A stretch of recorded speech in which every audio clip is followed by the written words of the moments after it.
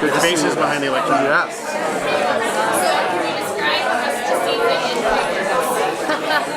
The rest of this season?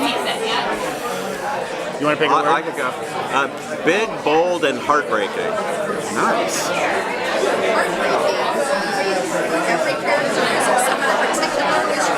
Well, not for every character.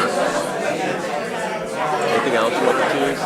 Feels, feels, and more feels. That's 5 words. Yeah, I think emotionally resonant. That's 2 words, and then I would say epic. Yeah. Scope-wise, so Matt directed the last 2 episodes, and they're the biggest shows we've ever done. They really feel like films. It's staggering. So we've never done anything as cinematic as I think what we're doing. And the show's been pretty darn cinematic since Matt took over the show in season 2. The visual look of the show, but it only gets richer as we move along.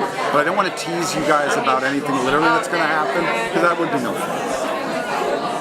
Well, is there anything that's changed based on your fan reaction and maybe explore the storyline a little more than you thought you would? Because That's constantly happening. Yeah. This fan base is massive. We respect them so much, and absolutely, I mean, at the end of the day, the 2 of us look in the mirror and it's like, would we like this? At the end of the day, it's not about, we have to love it, right? Because otherwise you're just feeding them.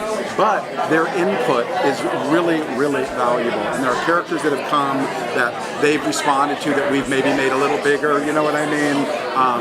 Yeah, you guys will see. I think as you watch the episode, you're going to see what I mean. You'll be like, oh, I see what they're saying. Yeah. It's also nice to have fans that are this passionate. We've all worked on lots of TV shows, and we've had blessed to have fans in all different kind of categories. But people that are this passionate and committed to our show makes our show a joy to make.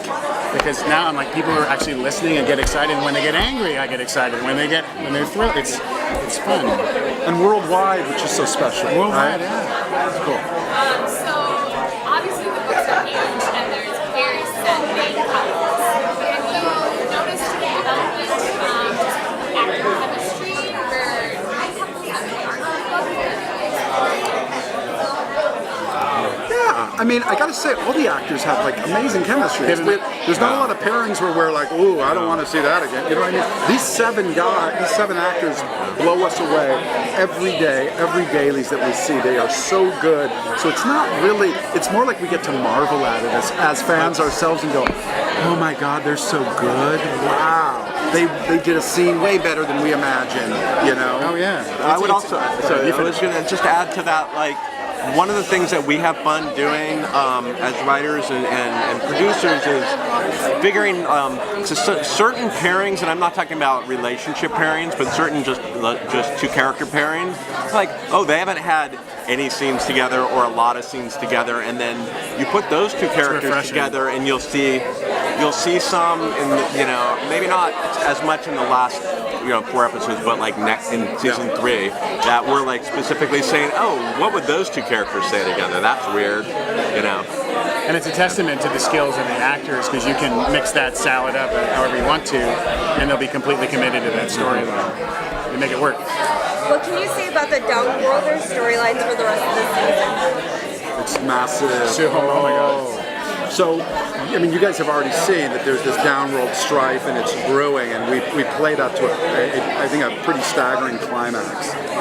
It will shock you and surprise you, but it'll really make sense, I think, where we're going. What we spoke about on the panel, we're really into this is a fantasy show, first of all, I know that, but there is this like social political relevance to the real world and the Shadowhunters that kind of fell in our laps recently in episode 213, where that was the DNA, they were checking all that, and it's making us think more. This downworld Shadowhunter, it's almost deeper in our minds now, so this strife never will go away. We're going to work on it and try to make it right, but it's like built into the DNA of like the racism. I hate to say it, but in a weird way it is racism. And elitism, and oh my God. Yeah, all that stuff. It's cool.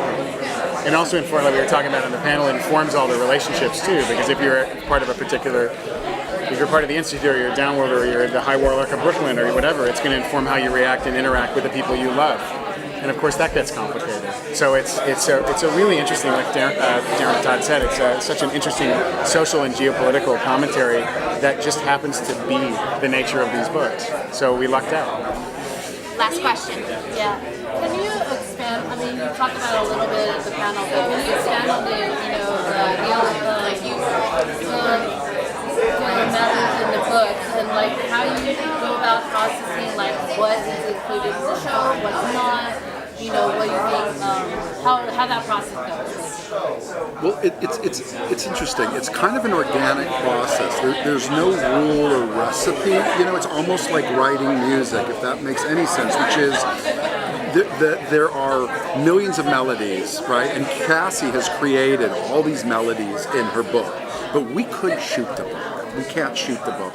And the storytelling, it's so great internal stuff because it's a novel. We can't do that on TV. So we need to create from the beautiful, amazing characters and the worlds that she's created a dramatic through lines that are unique to the TV show to get us through 10 episodes, to keep you guys on the edge of your seats. So you've got to watch because we love the book, but there's times in the book where I don't have to read.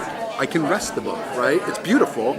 This is not a critique, but I can put it down. The TV show, by the very nature of the beast, we have to the TV show's not on your bedside table when you go to sleep. We need to make you want to watch it, and so that's why the last parts of our shows, we drop these staggering bombs, and it doesn't go away. The last 4 episodes is going to keep doing that until you are going cuckoo bananas, and in the finale, it will blow you. The last 3 minutes of that show, you guys are going to be spinning, and I cannot wait for season 3, and that's our goal. Great, thank you guys. Thank you.